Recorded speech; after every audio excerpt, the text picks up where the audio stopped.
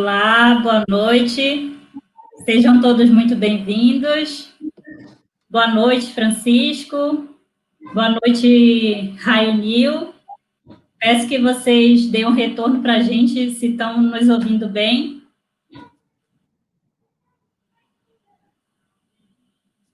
Boa noite.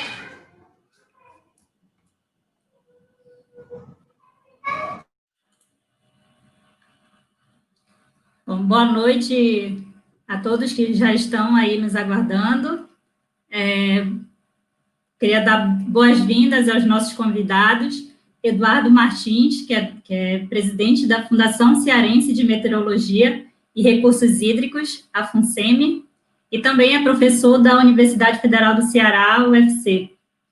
Temos também a Ana Paula Cunha, que é pesquisadora do Centro Nacional de Monitoramento e Alerta de Desastres Naturais, o CEMADEM, e o Guilherme Martins, que já está mais habituado aqui com a gente, já é a segundo papo de meteorologia que ele participa, mas hoje ele está para falar com a gente sobre queimadas. O outro que ele participou era sobre computação, ele domina bastante também os dois temas. O Guilherme é pesquisador do Instituto Nacional de Pesquisas Espaciais, o INPE, e agora eu vou dar um tempinho para eles se apresentarem também. Dou boas-vindas também aos nossos colaboradores aqui da organização, Hugo Ramos e Olívio Bahia, que estão conosco. Então, por favor, Eduardo, se apresente para os nossos convidados que estão no chat. Ok. Muito obrigado pelo convite, Ana Paula. Prazer fazer parte do papo de meteorologia, né?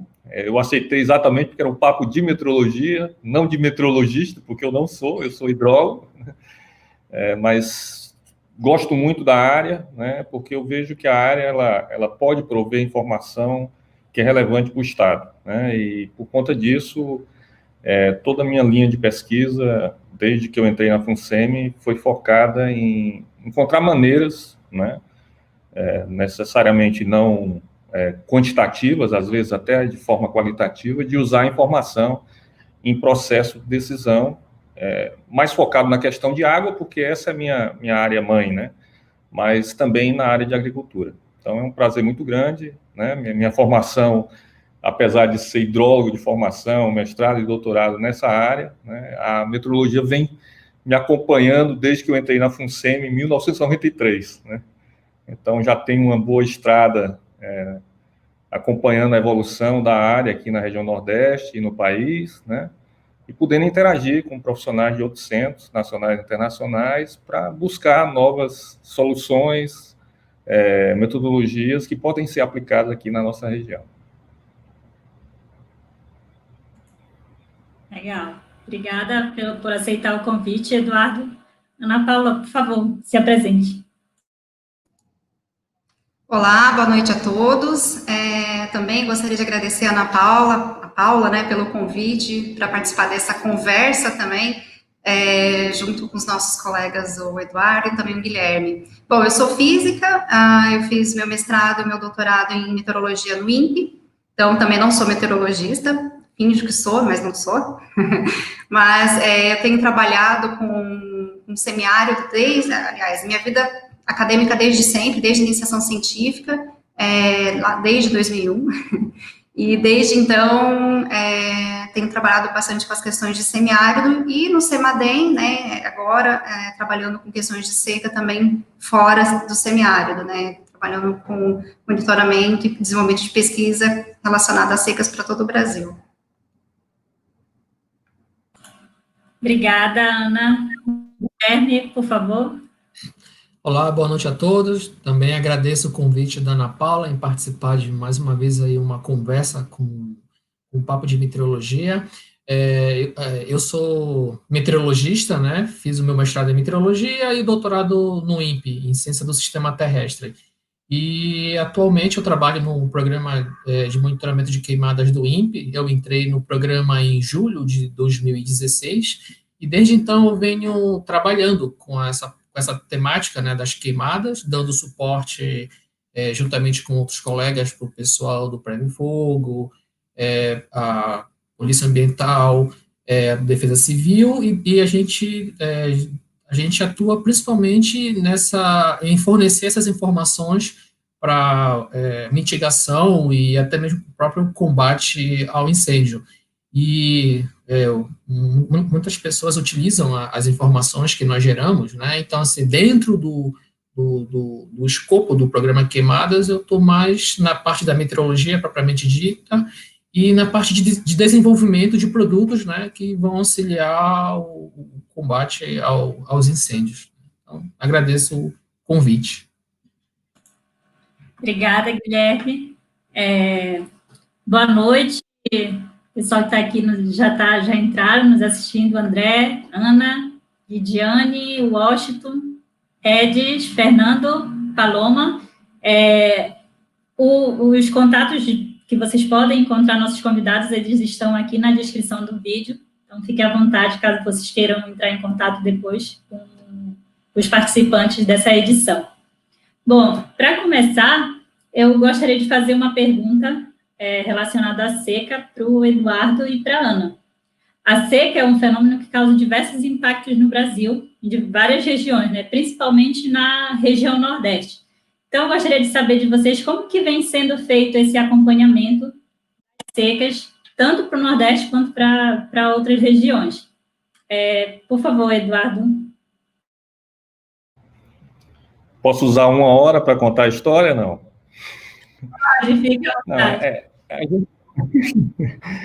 Na verdade, a gente vem tentando construir um modelo colaborativo de monitoramento de secas, né, que envolve instituições de diferentes esferas administrativas, né, nacional, estadual, e agora a gente está buscando, até cada estado buscando o seu próprio modelo, mas tentando construir um modelo que atinja também o nível local, que a gente entende que a adaptação a esse tipo de evento crítico, ele não vai acontecer com informação a nível nacional, até porque nós temos limitações da nossa rede, né, por várias razões, né, e nós precisamos da informação local, né, e o sistema de monitoramento ele tem que servir também às comunidades. Eu acho que isso é uma informação importante.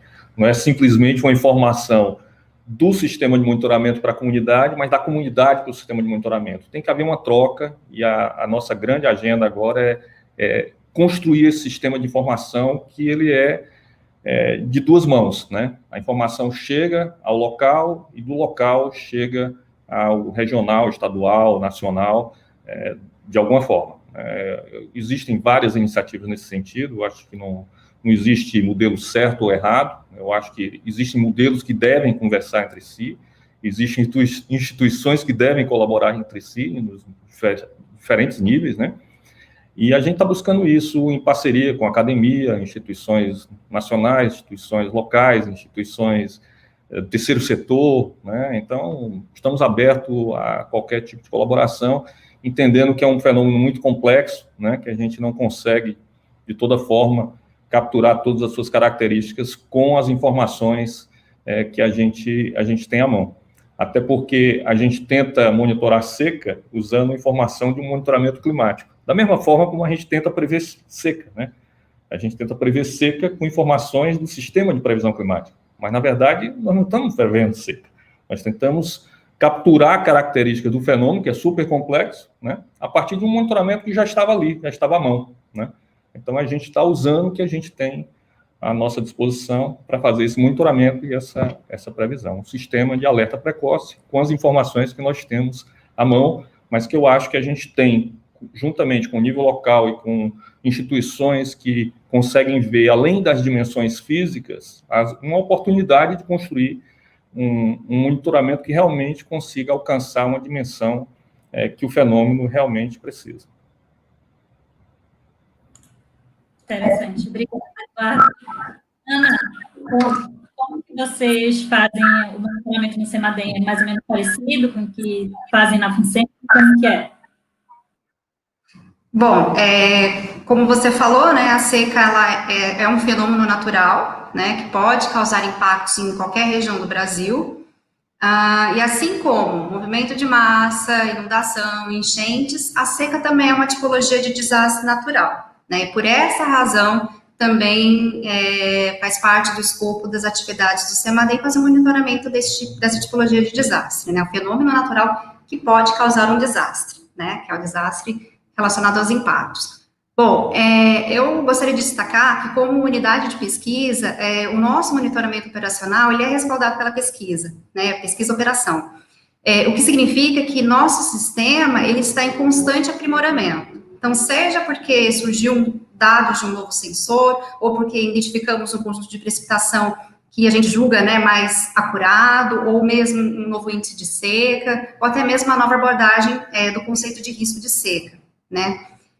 Então, o nosso monitoramento, ele também tem um caráter bastante investigativo, né, então, sempre que nós identificamos um evento de seca em alguma região do Brasil, as perguntas que nós tentamos sempre responder são, primeiro, onde está ocorrendo este evento, quando este evento começou, qual é a duração dele, qual é a intensidade, também, né, muitas vezes tentamos, né, descobrir qual é a causa, né, do evento, mas, sobretudo, né, avaliar e identificar quais são os tipos de impactos que esse tipo de seca, né, de uma determinada intensidade, pode causar numa determinada região. Hoje, no CEMADEM, nós somos um grupo de aproximadamente 20 pesquisadores doutores, né, em diferentes áreas do conhecimento, trabalhando tanto no monitoramento como também no desenvolvimento de pesquisas relacionadas às secas. Um outro aspecto que eu gostaria de destacar também é que, uma vez que, né, nós tratamos a seca como uma tipologia de desastre natural, o nosso olhar vai além das características físicas do fenômeno, né, ou seja, nós consideramos também, né, estamos aprendendo a fazer isso, né, a considerar as vulnerabilidades sociais, né, e, sobretudo, as capacidades de enfrentamento à seca que cada município do Brasil tem. E, obviamente, né, cada região, cada município tem, sim, as suas especificidades. Então, e essas especificidades, elas são extremamente importantes para a avaliação de impactos, né? A gente precisa conhecer as características de cada município, as suas estruturas, para entender que tipos de impactos a seca pode causar. Então, alguns produtos, né, que nós temos desenvolvido no CEMADEM integram essas características relacionadas, então, ao risco de desastres associados às secas.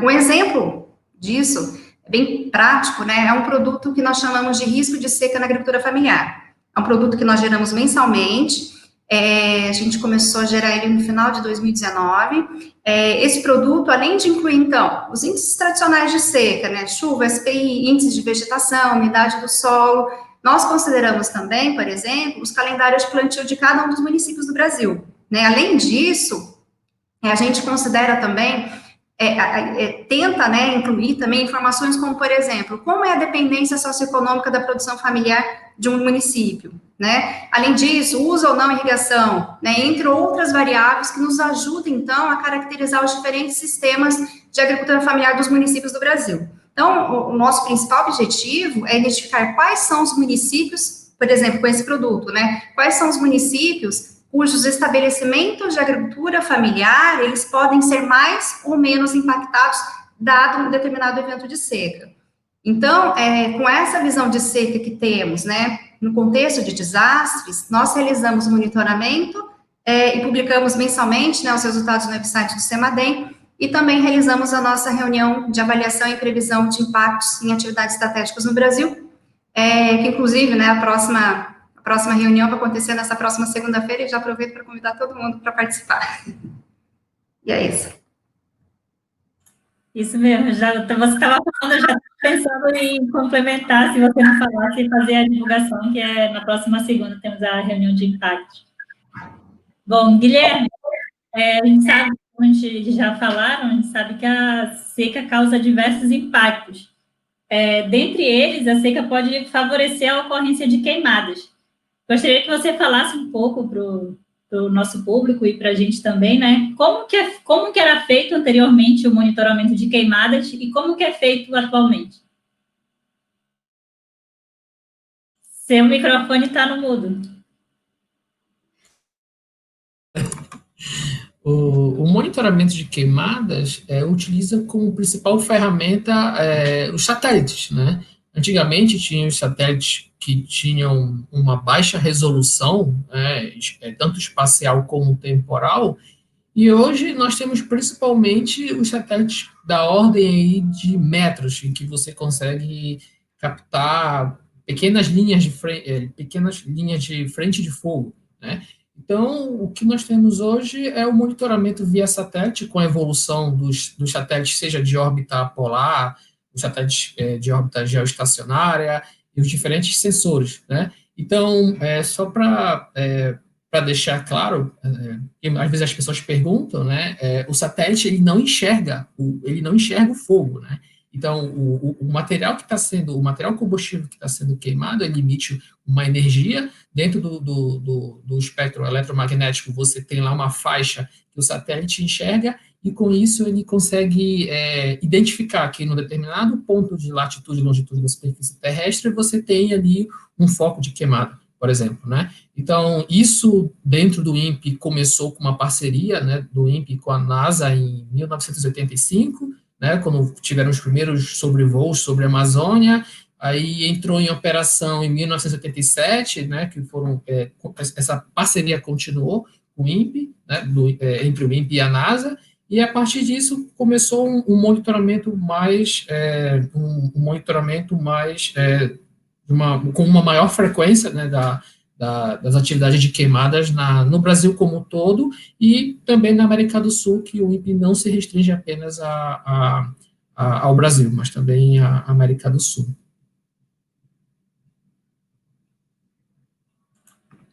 Obrigada, Guilherme.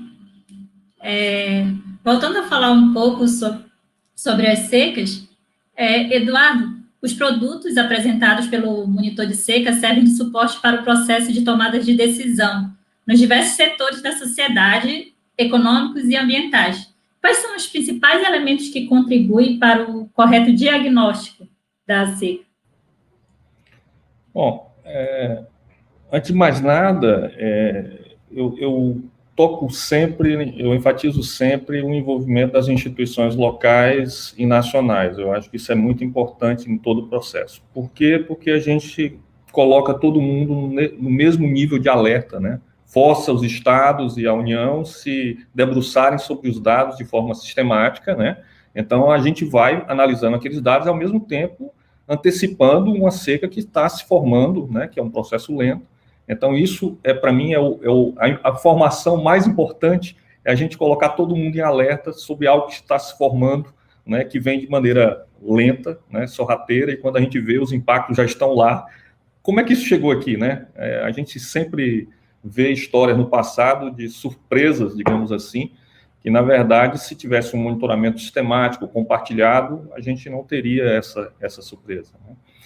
E os produtos são das mais variadas fontes, né? A gente tem produtos de sensoriamento remoto, tem produtos de modelagem, né? Frutos de modelagem, aí indicadores, né? Que a gente gera a partir de modelos, né? Mas a chave de todo o processo são os profissionais dos estados, né? Que passam hoje por um processo de supervisão de uma instituição federal, que é a instituição central, que no caso é a Agência Nacional de Água, né, de Águas, e à medida que o processo vai ocorrendo, né, os estados fazem uma discussão entre si e que envolve a Agência Nacional de Água, né. Então, nós temos um processo de rodízio de autores que analisam não só mapas de indicadores que foram gerados, né, mas também que hoje conta com instituições que a gente chama validadoras desse processo, que, em geral, no caso aqui do Nordeste, são as companhias de extensão rural ou agências de águas dos estados. Aqui no Ceará nós temos a COGE e a EMATES, né? No caso da COGE nós temos 12 gerências regionais, então esse pessoal traz informação do campo, né, já que a FUNSEMI não é capilar em termos de território, a gente tem um escritório em Xeramubim e um em Fortaleza, a gente não tem essa capilaridade toda, né? Então, a gente precisa dessa informação como um feedback a esse processo, né? Então, o monitor, ele conta muito com esses agentes que têm essa capilaridade no campo para dar um feedback em termos de validação, né? Está sendo muito bonito a gente ver como isso evolui à medida que o monitor se expande, né? Começou no Nordeste, né? Agora nós já estamos aí com Tocantins, Goiás, o Sudeste está quase fechado, está faltando São Paulo, a gente está já tivemos as primeiras reuniões, né? Sul, nós tivemos reuniões com os 3 estados também, Mato Grosso do Sul. Então, o processo é lento, porque a gente faz questão que seja lento. O processo para a gente, né, ele não é um mapa, ele é o processo em si, né? O processo de construção do mapa que facilita essa discussão, né, entre as instituições de diferentes esferas administrativas. E aí, contando com esses produtos de apoio, de modelagem, né, a partir de modelos a gente gera indicadores, a partir de produtos de sensoramento remoto a gente gera indicadores, e a partir dos dados das estações, que é uma preocupação que a gente tem, né, uma preocupação com a nossa rede, a Ana Paula tá sinalizando, porque é uma preocupação mesmo. A gente está vendo, a gente monitora as estações do país, né, por conta do monitor, e a gente vê aqui e acolá uma estação perdendo informação. Esse mês nós não temos informação dessa estação, e às vezes é um problema que permanece por vários meses, né? Então, isso é uma preocupação que a gente tem, a falta de um programa sustentável de monitoramento no que diz respeito a esse tipo de informação, para o qual o que a gente está querendo fazer, monitoramento de secas, é muito dependente, né? Obrigada, Eduardo. Guilherme, em relação ao que você estava comentando, o Fernando Reis fez um comentário que uma vez você explicou para ele como calibrar os modelos em relação ao satélite. Isso que é bastante interessante. Obrigada, Fernando, pelo comentário. Você quer falar alguma coisa sobre a calibração, Guilherme? Não, eu só iria mais, porque assim, fazer essa calibração não é tão trivial assim, é bem complexo, porque essa área de modelagem do fogo não é algo que é algo relativamente novo que tem sido feito, então já existem vários modelos que você consegue, não a detecção do fogo em si, mas a sua propagação, né? Então, não realmente bem complexo, porque você requer um conjunto de entradas para o modelo altamente considerável, então e a maioria dessas informações é difícil de você obter em campo, então normalmente são estimativas de satélite. Mas o que eu queria complementar aqui, com relação à primeira pergunta que a Ana Paula, que você fez,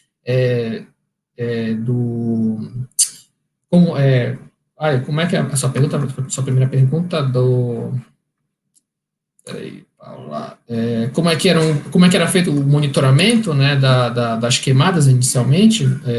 Então, assim, a gente registra mais de 300 mil focos de queimadas no Brasil, né? Então, assim, o Brasil, ele está praticamente, no que diz respeito a essa poluição causada pela essa queima de biomassa, é um dos países que lidera, e a grande questão dessa alta quantidade são as nuvens de fumaça que são geradas e os efeitos remotos que essa fumaça causa, né?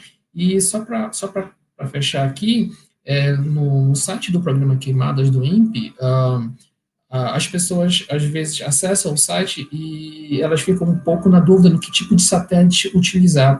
Só para efeito de informação, tem um satélite de referência, que é o satélite o Aqua, e a bordo desse satélite Aqua tem o sensor MODIS. E esse satélite ele tem um registro de foco de queimada desde julho de 2002. Então, a partir dessa informação, você consegue fazer estudos, vamos assim dizer, não dá para dizer climatológicos, porque você não tem ainda 30 anos de dados, mas você já consegue fazer uma análise de como é o comportamento do fogo em uma determinada região. Era só isso que eu gostaria de ter complementado. Ok, obrigada, Guilherme. Ana, pela clima seca, assim, um fenômeno de difícil determinação de intensidade, duração, qual seria a melhor forma de percepção dos impactos que são associados às secas nas regiões do Brasil?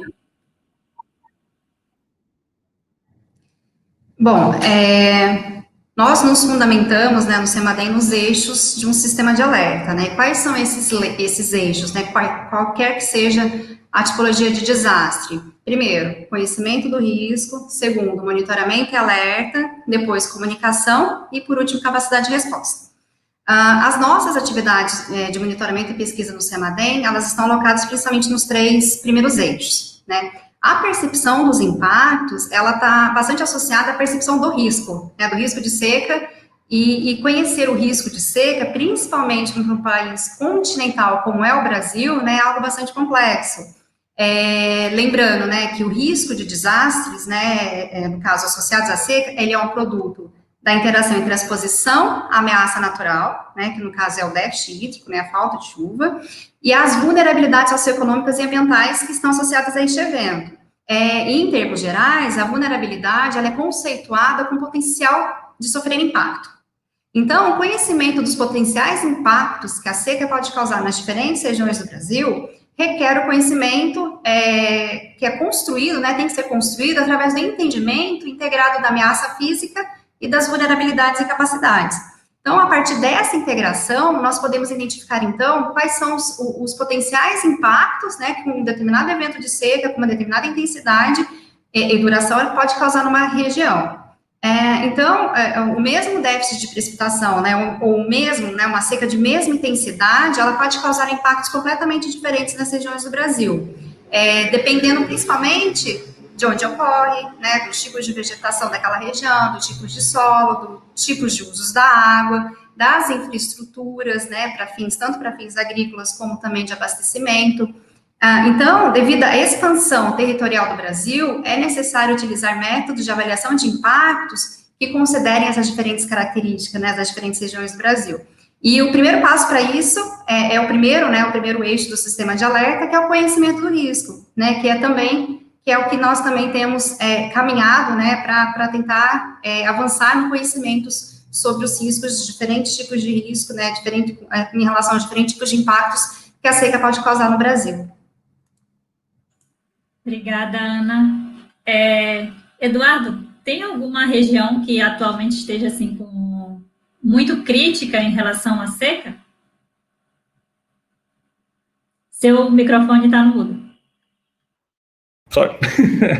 O Guilherme avisou, ele foi vítima do aviso e agora eu entrei em segundo. A região do Paraná, né, ali Mato Grosso do Sul, sul de Goiás, né, também, é uma região que está com risco de seca.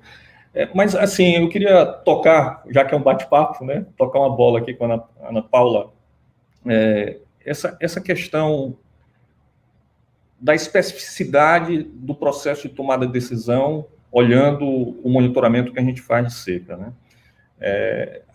Isso me dá uma inquietação, porque a gente tem um monitoramento a nível nacional, a nível regional, mas, na verdade, quando a gente vai tomar decisão olhando um sistema que é gerenciável, a gente está olhando aspectos que vão além do fenômeno natural, né? E aí a gente começa a ter que entender como é que as decisões são tomadas, né? Como é que as ações são tomadas à medida que uma seca está evoluindo para aquele sistema em particular. Aí, nesse sentido, a gente tem uma carência de um sistema de monitoramento focado naquele problema em particular, né?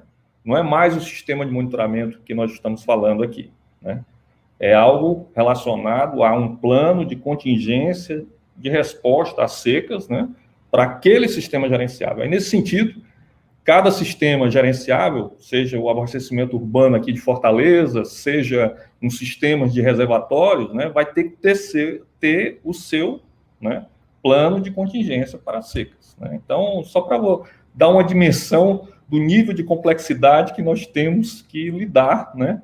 O monitoramento é importante, ele dispara, a nível nacional que eu estou falando agora, né? É importante, ele dispara algumas políticas públicas de caráter nacional, até regional, né? Programa Carro-Pipa, Garantia Safra, etc., podem ser disparadas por esse tipo de instrumento de monitoramento, mas existem sistemas de caráter subnacional, né?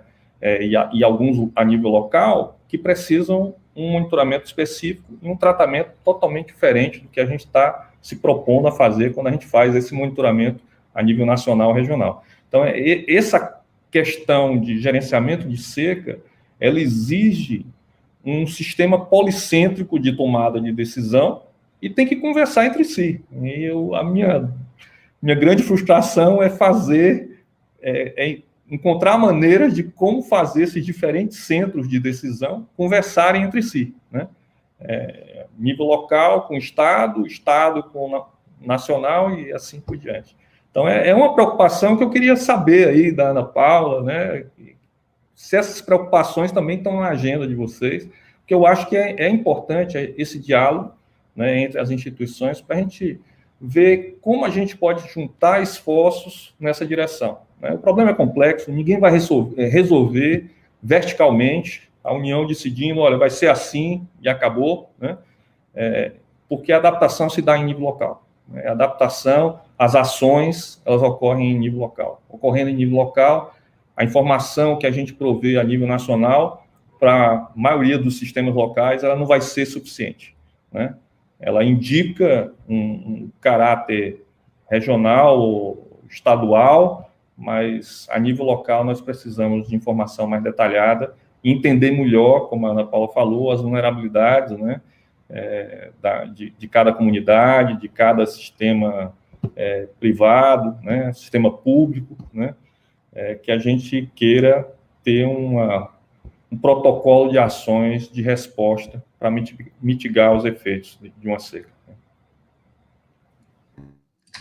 Sim, de fato, né, quando a gente fala de gestão de risco, né, de seca, e no Brasil, né, nesse país tão continental, a gente vê, né, uma seca na Amazônia é um impacto X, né, um impacto mais ambiental. Na região sudeste é uma crise de abastecimento público. Na região semiárida, além de tudo, né, principalmente a produção agrícola familiar. Então, na minha opinião, eu acho que os sistemas, né, eles têm que ser focados no cidadão, no pequeno agricultor, né, naqueles que vão ser beneficiados com a informação. E é claro, né, construir, né, isso que eu entendo que é o principal objetivo do monitor de secas, essa gestão horizontal, né, de envolver a União, de envolver os estados, os municípios, é bastante desafiador, né, e sobretudo extremamente importante, porque no final das contas, quem faz o plano de preparação, né, quem vai fazer acontecer o plano de preparação é o município, né, e se ele não está preparado, entende, né, do risco, de uma gestão de risco de seca, quais são as formas de preparação, né, a gente não vai sair daquela coisa de ficar mitigando impacto, né, as ações pós-desastre, né, pós-desastre, as ações já existem desde o Brasil colonial, né, então, eu acho que o entendimento, né, acho que uma matriz de responsabilidades das diferentes instituições, né, eu acho que as instituições têm capacidades tão distintas, né, eu acho que, sobretudo, complementares. Então, assim, na minha opinião, para um Brasil continental como o nosso, precisa, assim, né, somar os esforços, essas capacidades que são bastante distintas, para tentar construir, de fato, e implementar um plano eficaz de gestão de risco, né, que vai culminar no quê? Em redução de impactos para as populações mais vulneráveis, né, e também, quer sejam, né, das regiões, da região semiárida, da região norte, ou qualquer outra região do Brasil. Então, é um desafio, mas, assim, que vale a pena a gente concentrar esforços e tentar avançar nisso. E estamos aí, para colaborar com todo mundo. Obrigada, Ana e Eduardo. E nós temos alguns comentários, algumas perguntas aqui sobre queimadas, mas antes, aproveitando que a gente está falando ainda sobre queimadas, só para complementar, em todos os estados do Brasil, as queimadas coincidem com o período de seca ou não necessariamente? A seca, ela é um dos principais fatores, tá? Que acaba ocasionando a queimada, porque você tem lá a secagem, né, do material combustível, né, no caso da vegetação, e vem o homem e acaba ateando fogo. Mas tem a questão também da intervenção, por exemplo, do governo, tá? Então, por exemplo, uma determinada região que está com condições meteorológicas muito extremas, com baixa umidade relativa do ar, elevada temperatura, um déficit hídrico considerável, você pode, por exemplo, como foi feito agora em maio, se não me falha a memória, a GLO, né, a Garantia da Lei e da Ordem, que é a intervenção antrópica, vamos assim dizer, para minimizar, né, a questão das queimadas, Mas a questão das secas tem, sim, a variabilidade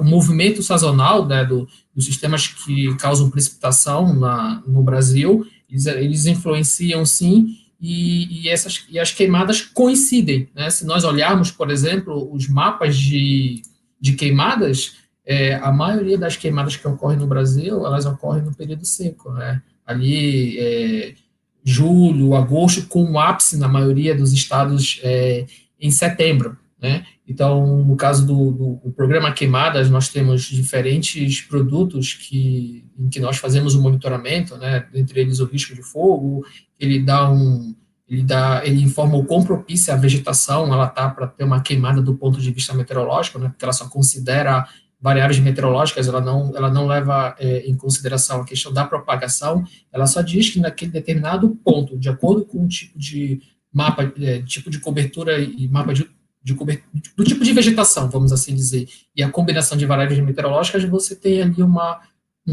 uma probabilidade, mas uma condição ideal para a ocorrência de uma queimada. Então, sim, essa questão do período mais seco, que é o que nós estamos verificando agora, por exemplo, no Pantanal, que a gente está vindo com uma estiagem bem prolongada desde o ano passado, e isso está se refletindo agora nos números alarmantes que nós estamos vendo aí, né? Então, consequência justamente desse evento, desse momento de estiagem que nós estamos vivenciando prolongado, né? Então, com certeza, essa questão das secas tem aí um impacto considerável na quantidade de queimadas.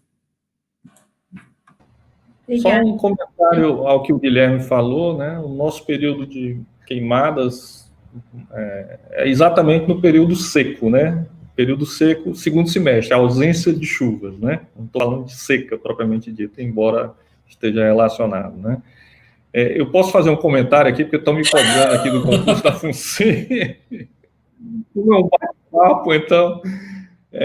estão falando aqui para eu comentar sobre a convocação dos concursados. Nós fizemos um concurso na FUNSEMI, né? E ainda nós convocamos o pessoal em final de janeiro, início de fevereiro, mas aí ocorreu a pandemia, né? E teve um decreto, né, que suspendeu a convocação, né? Estamos aguardando a suspensão do decreto, mas que eu acho que só vai acontecer, não vai acontecer mais esse ano, né? Se acontecer, eu acredito, segundo semestre do próximo ano, se tudo correr muito bem, né, com vacina e tudo, e a gente sair desse isolamento, né, porque tem dificuldades você receber um quadro de novos concursados, né, com teletrabalho. Como é que você vai interagir com o quadro já existente na casa, né, e tudo isso, né? Então, tem uma série de complicadores, né, mas nós estamos trabalhando nesse sentido, não podem ficar tranquilos, eu acho que vocês estão no papel de vocês, continuem lutando, né, mas... enquanto gestor, a gente está cuidando desse assunto, esse assunto não está relegado a segundo plano, muito pelo contrário, estou louco para ter os novos aqui na casa, porque ideias não faltam para vocês implementarem. Obrigada, Eduardo. Guilherme, tem uma pergunta aqui da Ana Nascimento. Vocês já usaram ou usam algum modelo que simule o comportamento e desenvolvimento do fogo, como, por exemplo, WRF S-Fire?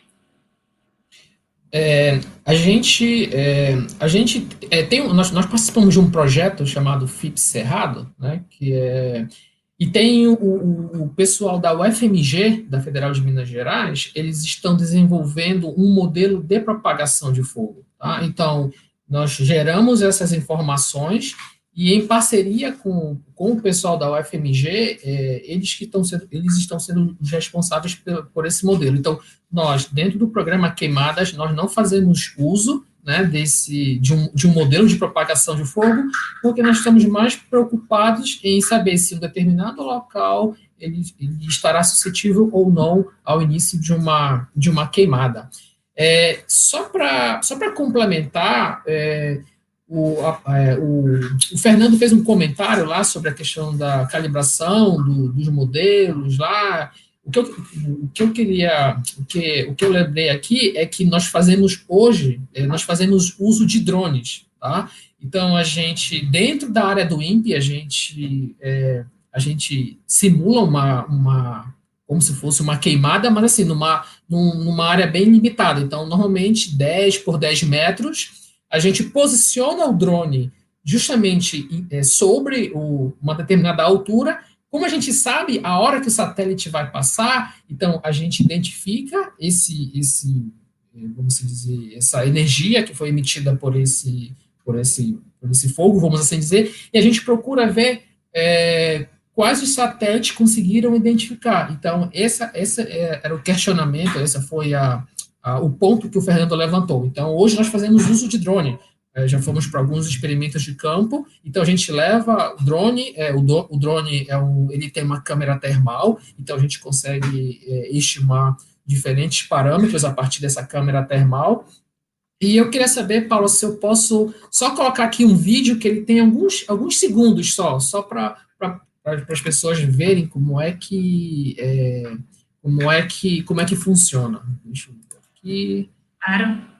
Tá, estão vendo aí? Então, peraí, vou colocar aqui. Tá, estão vendo a minha tela, né? Não, estamos te vendo. Não está aparecendo nada. Não, lá embaixo tem compartilhar a tela. Então, eu cliquei lá, compartilhar a tela. Tá aqui, tá. Compartilhar de novo. Aqui. Aqui, ó. Então, janela do aplicativo. Tá aqui, a tela inteira. Eu estou mandando ele compartilhar a tela. Tá aqui. Nada? Não. Não. E agora?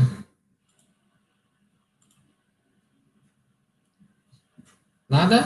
Ah, tá, peraí. Pronto, acho que você tem que liberar. Aí, ok. Então, ó, isso aqui é o que nós fizemos dentro do INPE, né? Então, aqui o drone, você tem ali, todos estão vendo aí, né? Sim. Então, esse aqui é o drone que tem a câmera termal e tem um outro drone sobre ele. Então, a gente sabe a hora que o satélite vai passar, né? A gente sabe a hora que o satélite vai passar, a gente capta essa energia e a gente confere quais são os satélites que conseguiram detectar esse pixel.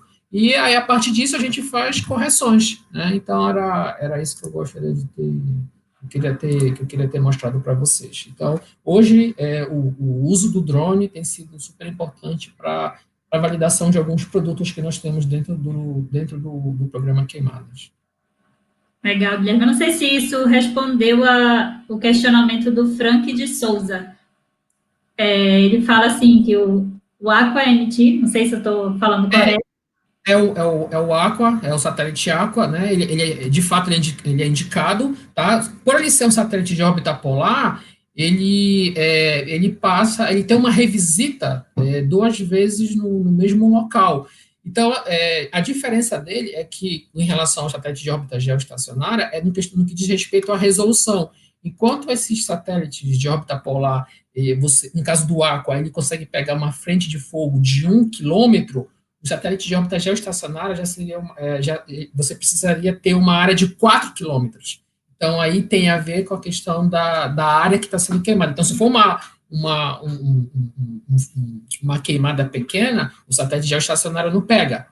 Por sua vez, o satélite de órbita polar já consegue, dependendo, claro, do tamanho, né, mas tem que ser uma frente da ordem de alguns metros, mas o pixel, a resolução que o satélite Aqua ele detecta de, no mínimo, 1 quilômetro. Tá? Então, isso consegue sensibilizar o sensor e aí, a partir disso, você consegue captar o ponto de latitude e longitude que foi identificado. E eu acho que eu respondi também a pergunta que fez a pergunta sobre o modelo de propagação, né? A gente não tem esse modelo, então a gente tem uma parceria com o pessoal da UFMG que está desenvolvendo esse modelo de propagação de fogo. Já tem... depois eu até disponibilizo aqui no bate-papo o site do pessoal da UFMG. Obrigada, Guilherme. Eduardo e Ana tem um comentário aqui que eu acredito que a Balbina Soriano tenha feito para vocês em relação à troca de informações entre os órgãos. Ela perguntou por que não acontece. Bom, eu acho que acontece. Na verdade, os dados da FUNSEMI e das instituições dos estados hoje estão disponíveis aí para quem quer trabalhar. A mesma coisa do CEMADEM, a gente tem acesso aos dados do CEMADEM, do INPE, né? Eu acho que mudou muito, a gente reconhece isso, né? Antes a gente tinha uma restrição maior de compartilhamento de dados, mas hoje a maioria dos dados nossos, se não está na internet, é por outro tipo de restrição. Os nossos dados, a grande maioria está disponível via nosso site mesmo, né? Mas a gente compartilha, inclusive, as imagens dos radares e tudo, porque o pessoal que quer fazer pesquisa com radar, as imagens brutas, não estou falando nem as processadas, que é algo que o pessoal tem uma certa restrição de compartilhar, então a gente não tem esse tipo de digamos assim, trava, né? E eu tenho que reconhecer, eu ia pedir para falar exatamente sobre esse comentário, porque na área de meteorologia, esse compartilhamento, eu acho que ninguém pode se queixar. Eu acho que a gente tem compartilhado dados, sim, entre os estados e com as instituições federais, e eu acho que o caminho é mão dupla, né? Ana. Só complementando o que o Eduardo falou, né? Todos os dados são públicos, né? Tudo, todos os dados de instrumentação, todos os dados que nós geramos no CEMADEM são produzidos com dinheiro público, né? Por isso são públicos, tudo é público. Então, sempre chega, né, um e-mail lá nos contatos CEMADEM, quero dado de município X, Y, Z, e sempre respondemos, sempre enviamos. E como o Eduardo disse, né, são todos abertos, né? Obrigada, Ana, Eduardo. Guilherme, e qual a importância do monitoramento de queimadas para o dia a dia do cidadão? Essa é uma pergunta que também pode até se estender ao Eduardo e à Ana, mas no caso para a seca. Qual seria a importância para o dia a dia do cidadão ter aquele acompanhamento de secas e queimadas? Eu falei alguns minutos atrás que o Brasil ele registra, em média, 300 mil focos de queimadas, né, anualmente. O problema não está apenas na região fonte das queimadas, e principalmente no que diz respeito aos seus efeitos remotos. Por exemplo, como aconteceu em agosto do ano passado, em que São Paulo teve lá a noite escura, alguma coisa assim, que tiveram várias detecções de queimadas na Amazônia, e todo esse produto que é gerado, né, material particulado, sulfatos e dentre outros poluentes, eles são transportados dessa região, da região fonte para regiões remotas, tá? Então, as consequências, elas estão desde consequências na flora e na fauna, empobrecimento do solo, fechamento de aeroportos, você tem impactos na questão da saúde, você tem impactos no que diz respeito a quando ocorre uma queimada, ela não se restringe só a um local, ela acaba se espalhando para outras áreas, isso acaba atingindo propriedades particulares, parques. Então, assim, os efeitos são os mais variados, mas o que eu posso citar são esses principais que afetam a população, a economia, e, por exemplo, nessa época agora que nós estamos na época seca, então, o que a gente observa muito ali no Brasil Central? O aumento no número de internações por problemas respiratórios devido ao material particulado que é inalado e acaba causando inflamações em pessoas, em crianças e idosos, né? Então, os efeitos das queimadas são os mais variados possíveis, né? Então, tem a questão do efeito global, que, dada a emissão de material particulado, de materiais na atmosfera, esses têm efeitos no balanço de radiação, na formação de precipitação, nuvens e precipitação, então, são os mais variados possíveis.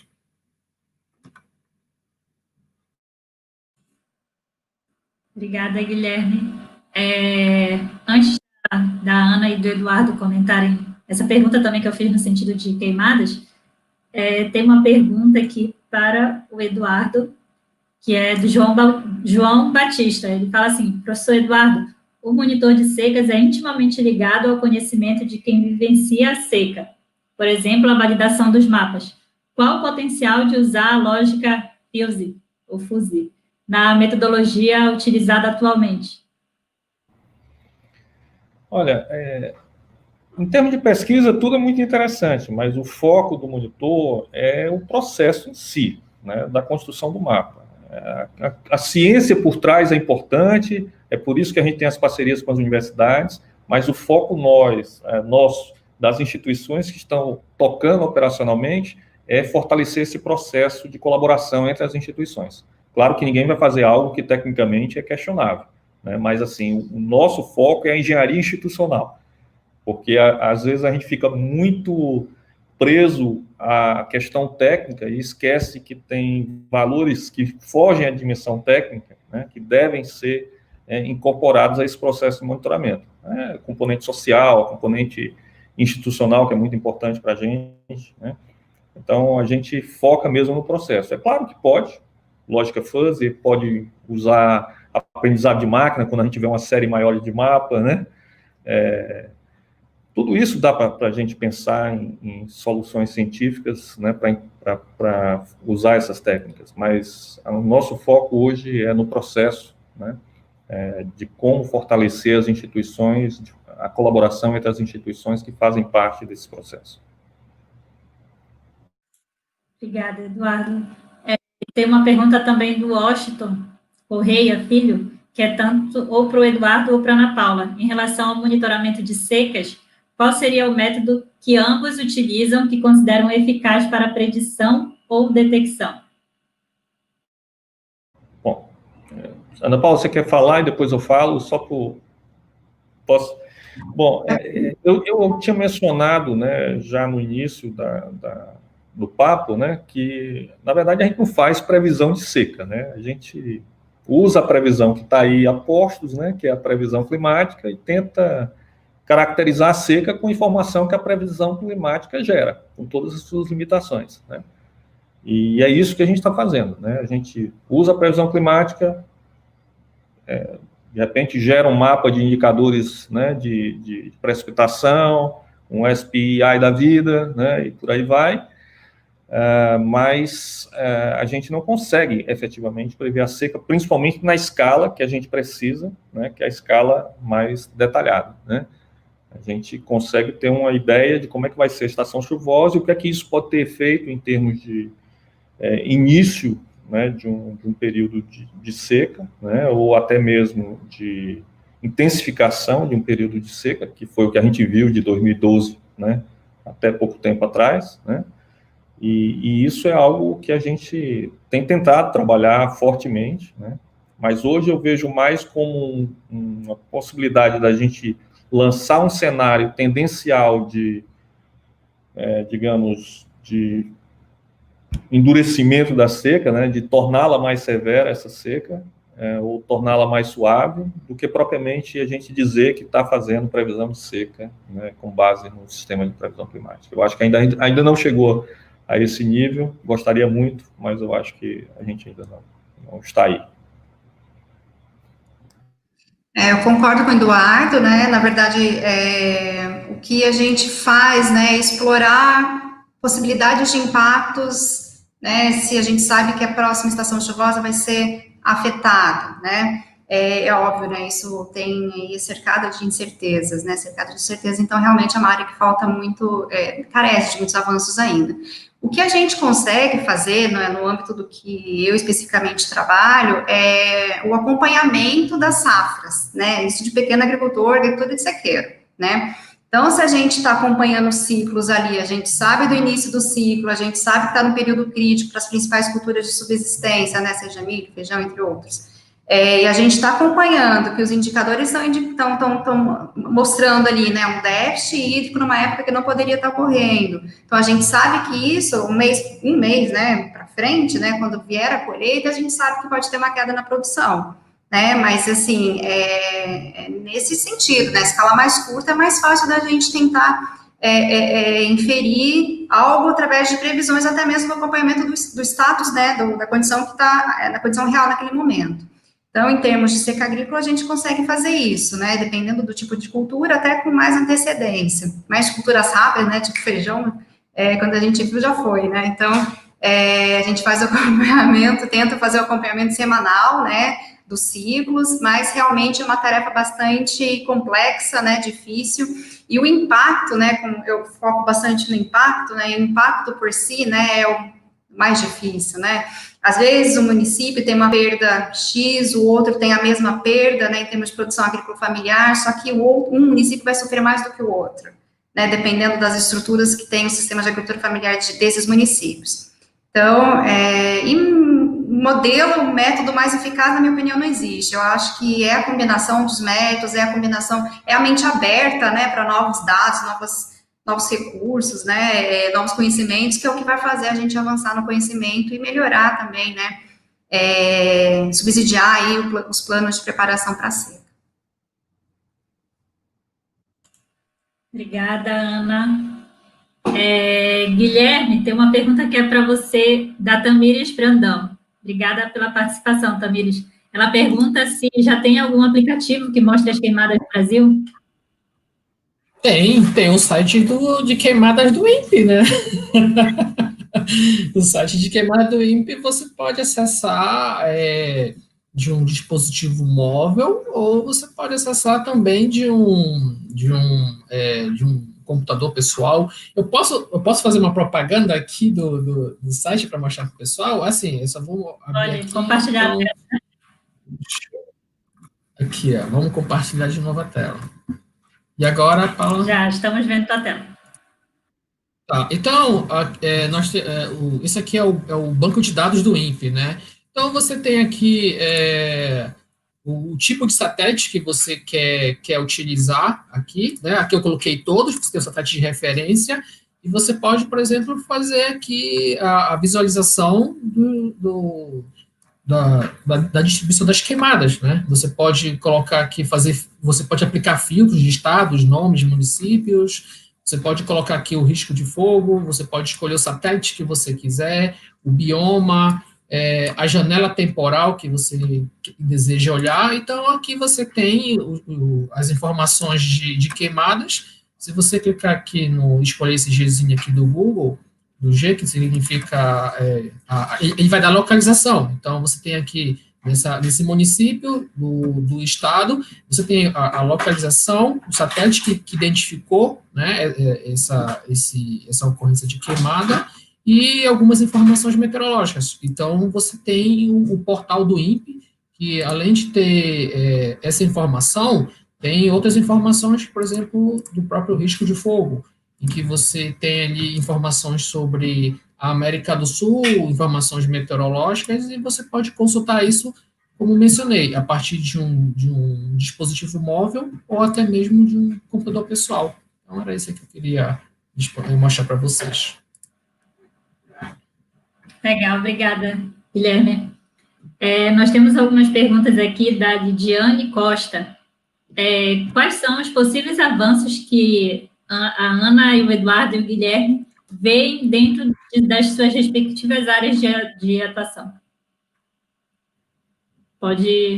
Já que já está com o microfone aberto, o Guilherme pode começar. Desculpa, Ana. Desculpa, você pode repetir de novo, Ana? Quais são os possíveis avanços que vocês veem dentro das suas respectivas áreas de atuação? Os avanços que nós temos têm a ver com, principalmente, o uso de tecnologia, como o Eduardo falou, utilização de machine learning, essas técnicas mais robustas de identificação, por exemplo, de área queimada, as cicatrizes. Então, hoje a utilização dessas novas tecnologias é altamente promissora no que diz respeito a essa questão das queimadas, né? Então, para a gente vê isso com bons olhos, nessa questão essa disponibilização das novas tecnologias que são fornecidas. Eduardo? Bom, além da parte tecnológica, já que o Guilherme tocou nisso, eu diria a parte de engenharia social no que diz respeito às respostas, né? porque aí requer... Aí eu saio da minha área de conforto, e eu gosto quando eu saio da área de conforto, né, que é a engenharia, eu gosto de sair um pouco, e essa área, você trabalhar junto com cientistas sociais para tentar entender até as soluções de infraestrutura, porque às vezes a gente vem com a cesta de infraestrutura de cima para baixo, ó, o Estado resolve fazer política pública, nós vamos escolher essa infraestrutura e nós vamos colocar em todo o estado do Ceará, ou em todo o Nordeste. E às vezes a gente esquece de falar com quem vai ser beneficiado, né? E tem questões de governança local, como, por exemplo, às vezes a solução de engenharia ótima não é a solução de engenharia aplicável. Eu cito algum exemplo, por exemplo. Nós temos um problema de uma comunidade que tem 2 líderes comunitários que não falam entre si, né? A solução ótima é você ter um único sistema de abastecimento para aquelas 2 comunidades, mas eles não falam entre si. A sustentabilidade da operação não está garantida. Então, talvez seja melhor para a sustentabilidade da solução você ter 2 sistemas menores atendendo aquelas 2 comunidades, né? Então, isso acontece muito, e a gente tem alguns pilotos aqui no Ceará que demonstram a importância de você incorporar essa informação intrínseca da comunidade no seu projeto de engenharia, né? Então, a gente está trabalhando nessa construção social, né, que, é claro, usa a técnica também, né, mas na resposta para adaptação, você tem um sistema de abastecimento urbano rural de qualidade, e que ele seja sustentado e operado pela própria comunidade. Ana? Eu pego as respostas do Guilherme e do Eduardo e faço a minha. É exatamente o que os dois falaram, né? São recursos computacionais cada vez, né, melhores, novos satélites, imagens com mais alta resolução, né, do acesso, mas sobretudo, né, o que o Eduardo falou, né, é essa coisa de abrir a cabeça, né, para começar a pensar aí na seca, né, no contexto da seca, de uma forma multidisciplinar, né, ela precisa, sim, das diferentes áreas de conhecimento, né, e principalmente, né, na seca, em relação a impactos, principalmente dos mais vulneráveis, né, principalmente a questão da conversa, né, com cientistas sociais. No começo é difícil, não é fácil, não.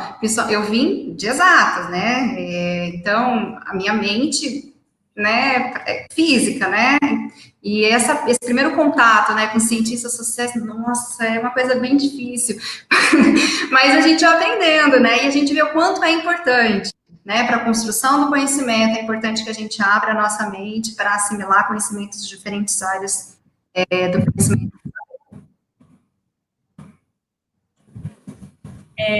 Tem mais uma pergunta da Lidiane. Obrigada, Lidiane, pela participação. Ela fala assim: como são feitas as validações dos mapas da FUNSEMI, citadas pelo João Batista, que foi citado um pouco mais acima? Eduardo, por favor. Seu microfone está no mudo.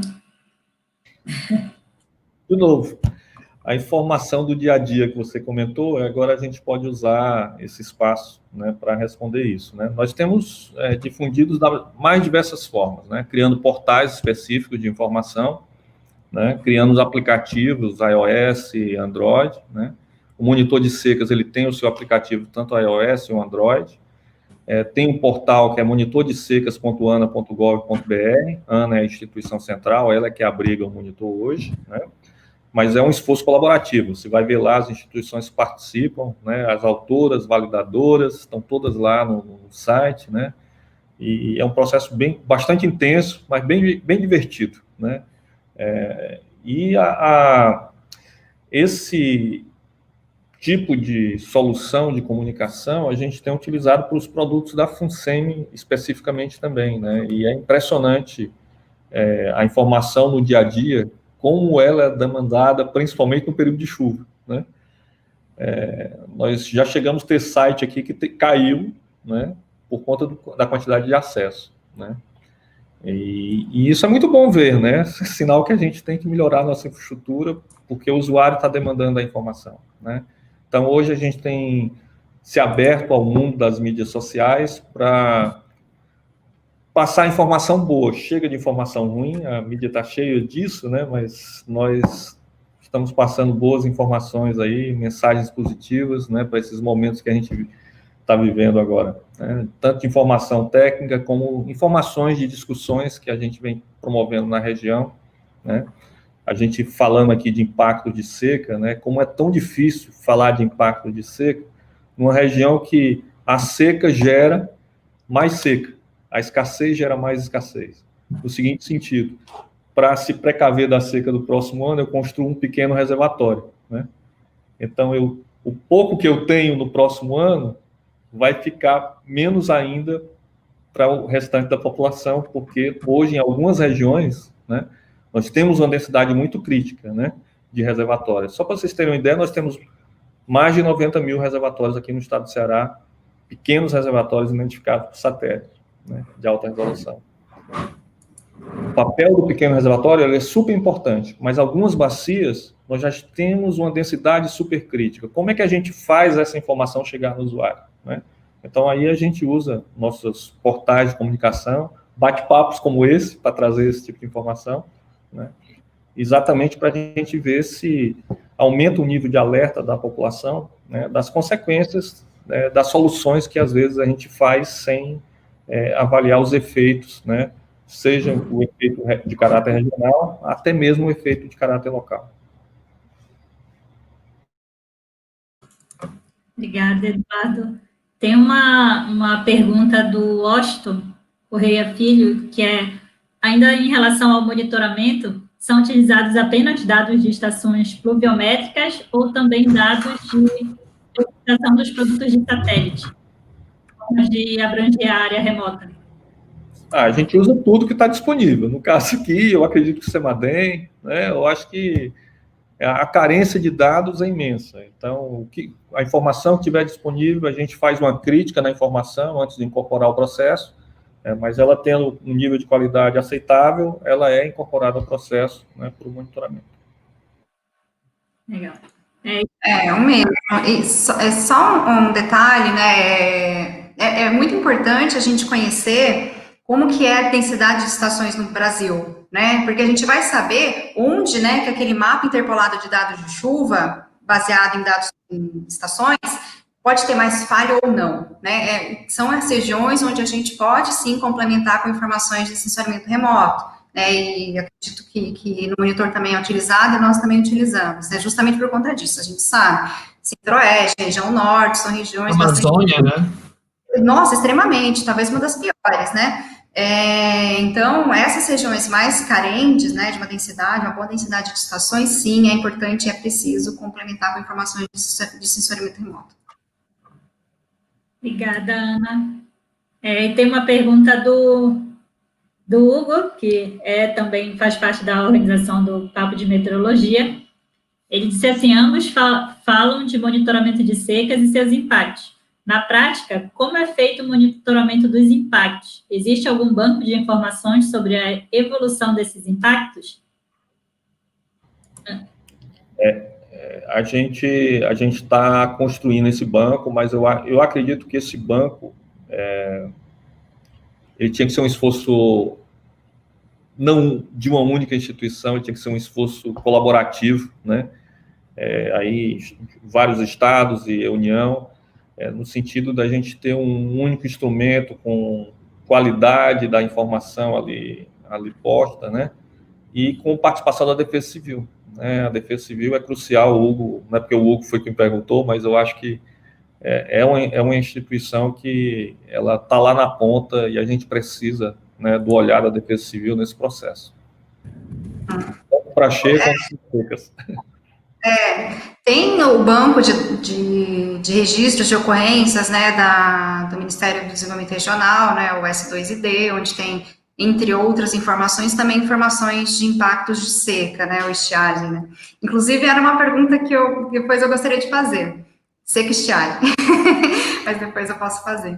Mas com relação aos dados, nós também, né, temos trabalhado na construção do Desinventar para o Brasil, né, não sei se vocês o conhecem, né, acho que a Ana Paula conhece, que é um banco de dados utilizado internacionalmente de ocorrências de desastres. E nós estamos completando, né, esse banco, tanto para todas as tipologias de desastre, inundação, enchente, enxurrada, e também para secas. Então, é carente, né, é uma área bastante carente, precisa, assim, de esforços aí, de muitas instituições para construir, de fato, um banco consolidado desses registros.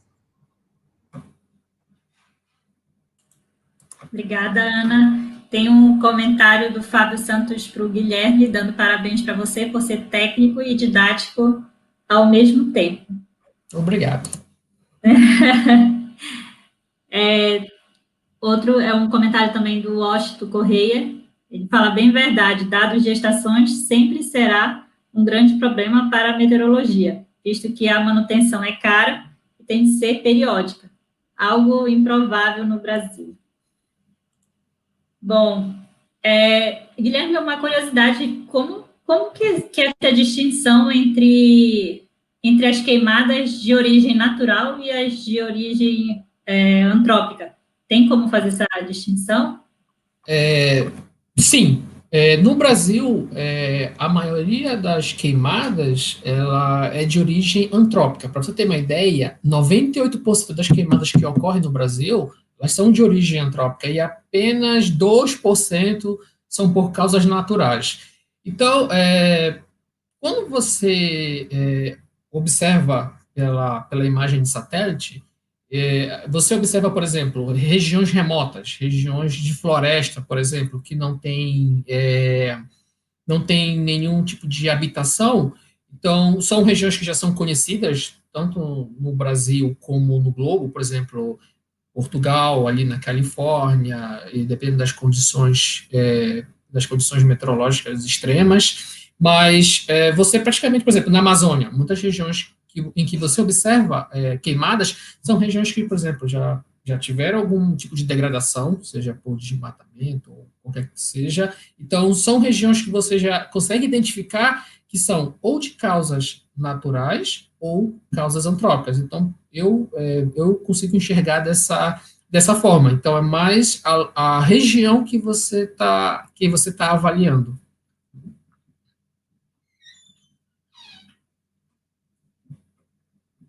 Seu microfone está... Paula, seu microfone está mudo. Desculpa. Tem um comentário do Washington, para você também, Guilherme, que ele disse assim, você comentou que as queimadas subsidiam as secas. Se tirarmos a chuva, qual variável determinante nesse processo? Temperatura, vento ou umidade relativa? O Eduardo quer... Acho que o Eduardo quer responder? Ou eu acho que você levantou a mão ali ou foi impressão minha? Foi só por causa do microfone, ele estava avisando. Tá, desculpa. Bem, no caso, a temperatura seria praticamente a temperatura, né? Porque você tem ali um ambiente altamente seco, né? Isso por conta da radiação, então você tem uma elevação da temperatura ali e, consequentemente, você tem um ambiente favorável para a ocorrência de uma queimada, né? Então, aí o vento está mais associado com a propagação do fogo em si do que a própria ignição do mesmo. Obrigada, Guilherme. Agora já estamos finalizando, já estamos a 1h13, mas eu tenho uma última pergunta para o Eduardo e para a Ana. Qual é a visão de futuro do processo de acompanhamento da seca para fins de definição das estratégias de mitigação e de adaptação da população que possa vir ser atingida? Aí o desafio é grande, porque a gente tem que chegar ao nível local, né, ao nível de sistemas gerenciáveis, e aí é um mundo, né? É um mundo porque os estados aí vão ter que realmente arregaçar as mangas, né, e trabalhar conjuntamente com os municípios, né? Essa não é uma tarefa para uma única instituição, né? A gente está trabalhando aqui no estado com a Companhia de Gestão de Recursos Hídricos, com a Secretaria de Agricultura, estamos colocando muitos recursos nessa área aqui na FUNSEMI, né? mas realmente é um mundo pela frente, né? A restrição, eu diria que não é nem tecnológica, é a gente ter disponibilidade para fazer todos os estudos, para todos os sistemas, né? E definir as ações a serem iniciadas à medida que a seca vai atingindo um determinado nível, ou seja, nós termos os planos construídos conjuntamente com aqueles que operam o sistema, porque não adianta a gente fazer isso de escritório, né? Conjuntamente com aqueles que operam esses sistemas gerenciáveis, né? A gente definir as ações que devem ser implementadas à medida que a seca vai se instalando e vai se agravando.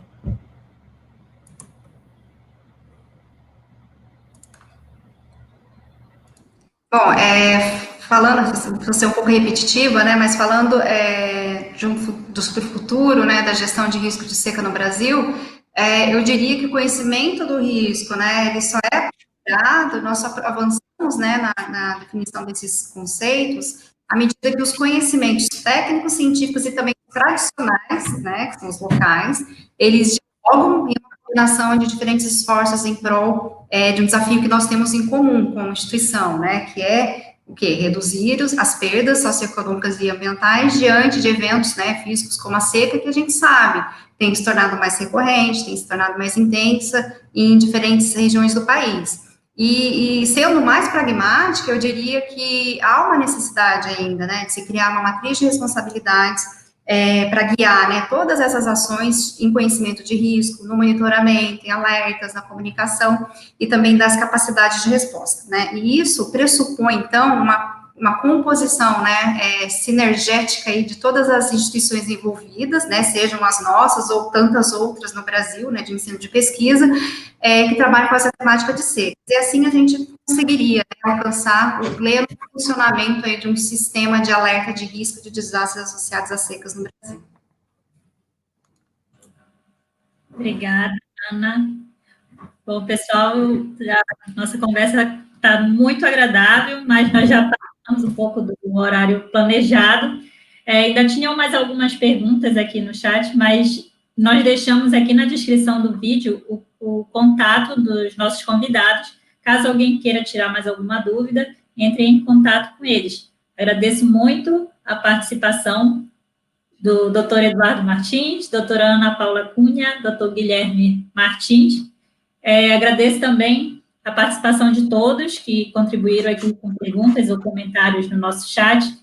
O Hugo Ramos e o Olívio Bahia, agradeço muito também, que estão na organização do Papo de Meteorologia. E é isso. Obrigada. Se vocês quiserem dar mais alguma palavrinha, se despedir de todo mundo, fiquem à vontade. Foi um prazer imenso poder conversar, né, com o Eduardo, com o Guilherme, ver os avanços notórios da atividade, né, do monitor de seca, a excelência, né, da atividade de monitoramento ambiental do INPE, e juntos somos mais fortes. Muito obrigada. É isso aí. Eduardo? Bom, eu também queria agradecer o convite, podem contar comigo para próximos papos, né, sobre outros assuntos, ou sobre isso mesmo, que eu sou muito apaixonado. Queria agradecer também a participação dos nossos parceiros aí, INPE e CEMADEM. É sempre muito bom a gente trocar ideias com pessoas que vêm trabalhando na área. A gente acompanha mais pela literatura do que propriamente conversando, às vezes, mas, de qualquer forma, pode ter certeza que a gente mantém um olho no que vocês estão fazendo e aprecia muito o esforço, né, que todos vêm desenvolvendo com essa agenda que é importante para o país. Obrigada. Também gostaria de agradecer também a Paula pelo convite. Com certeza, o assunto que tem uma relação muito íntima, a questão das secas e queimadas, conseguimos aqui aprender bastante coisa, bastante itens sobre a questão do monitor de secas, os trabalhos que são desenvolvidos na FUNSEMI, no CEMADEM. Então, acredito que a partir de hoje estão todos convidados a entrar em contato conosco, né, para tirar dúvidas, questão de queimadas, secas, e agradeço. E boa noite a todos. Obrigada. Só mais uma coisa, daqui a 15 dias nós teremos novamente mais uma edição do Papo de Meteorologia. Voltaremos a falar sobre comunicação, mais voltadas para cursos dentro da meteorologia, em relação à comunicação. Agradeço muito a presença de todos. Obrigada e boa noite. Tchau.